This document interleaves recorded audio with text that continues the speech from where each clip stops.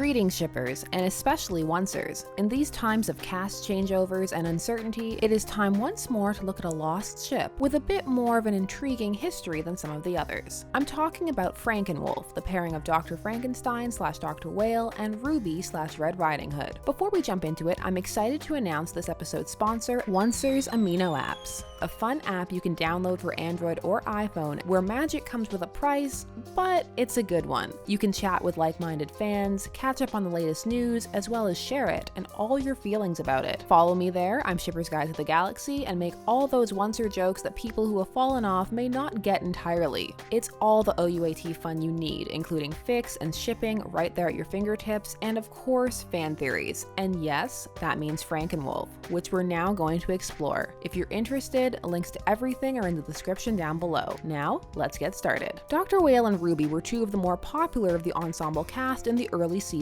of Once Upon a Time. Dr. Whale was a bit of a rakish womanizer with an arrogant streak, eventually revealed to be a tortured Dr. Frankenstein struggling to reconcile himself with the failure of his experiments. Even during the curse, he was shown to be attracted to Ruby, and after the curse broke, that connection only grew as his character was slowly revealed. Ruby herself during the curse was a bit of a rebellious bad girl, defying authority and struggling to find her purpose. After the first curse, where her past is revealed to her, she too is shown to have to reconcile the dark parts of herself with the person she has now become and continues to strive to be. She is shown to have sympathy for Whale as she understands what it is like to have a dark side and have others define you by it, and also the struggle of having actually done something others may view as irredeemable. According to David Anders, aka Dr. Whale, the two were actually slated to have a canon romance, which was to begin following the episode In the Name of the Brother. Once typically has an open relationship with its fans, particularly when it comes to shipping, and many of the actors and show creators regularly respond to fans online. This kind of activity can encourage and even fuel shipping,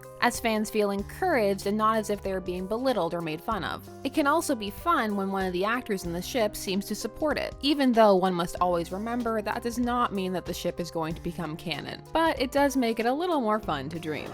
Hashtag Whalewolf. Hashtag Frankenwolf. Hashtag hot sauce. Hashtag we'd have some beautiful babies. We have fun. However, it was alas not to be. Now, in the Forgotten Ships videos, I joke a lot about these characters being banished to the realm of plot convenience, but it's time to look at where they went and why they vanished to the land of the not ever mentioned. For Ruby, her actress Megan Ory left to pursue a lead role in a Canadian show called Intelligence, which unfortunately only lasted a single season. However, once the show did not pan out, at that point she was no longer a main cast member on Once, and rumor has it wanted the chance to appear on a show where she would be featured more prominently and with greater regularity. As for Dr. Whale, well, he joined Tinkerbell as a lead on another genre show, that being iZombie, as one of the show's main antagonists, though he does fulfill a very Spike-like function, down to the hair color, which is why when he does return for cameos in later episodes, his hair is so bleached, and actually the scheduling staff had to work hard to make that happen. So good for them, even if it was only so he could get thrown into a wall and lend out his workbench. The support for these two was pretty strong. They shared a powerful scene wherein they connected over both being viewed as monsters and the fear people could have of them. Look, you're Frankenstein, and I'm the werewolf. I ate my boyfriend. So when the two were together, both of their characters were developing and moving forward. Ruby had been shown to have been largely redeemed thanks to the friendships she had developed and the support they gave her as a result. So many felt her extending that same hand of friendship to Whale could pull him out of the darkness. There was also the element of their two combined personas, Curse and Pre-Curse, and the chemistry the latter one had shared and the newfound connection the former was building. In short, there was a lot of potential and fickers jumped all over it, from fluff to self-discovery to some fairly interesting dark fics and vids exploring the idea that they are both monsters, with only a cloak and guilt holding them back from embracing their dark potential. As for what Victor brought to the table, some felt his curiosity and zest for life, when he wasn't depressed and sinking into alcoholism, would be a good match for Ruby, who was prone to seeking adventures of her own. And as always, there can be something very fun about the idea of science meeting magic. Your ancestors called it magic, and you call it science.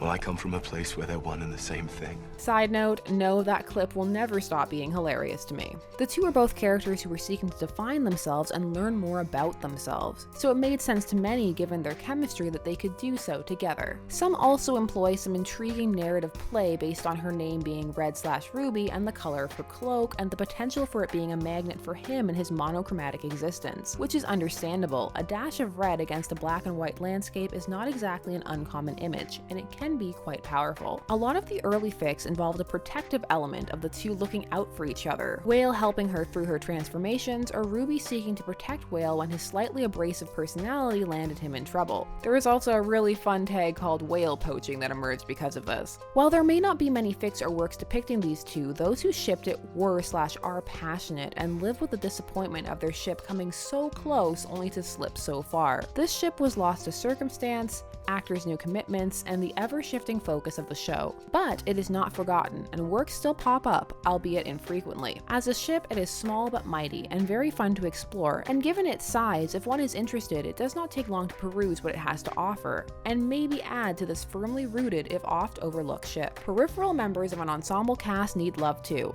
and thankfully, fans are there to give it to them. Were you guys hoping the ship would happen? What is your favorite almost was ship from any show, not just once? Let me know down below. This has been Shipper's Guide to the Galaxy. Thanks so much for watching. Don't forget to like, share, comment, and subscribe. Be sure to follow me on Twitter to see what's coming up next at Shipper's Guide, and as always, stay tuned, for there are as many ships out there as there are stars in the sky.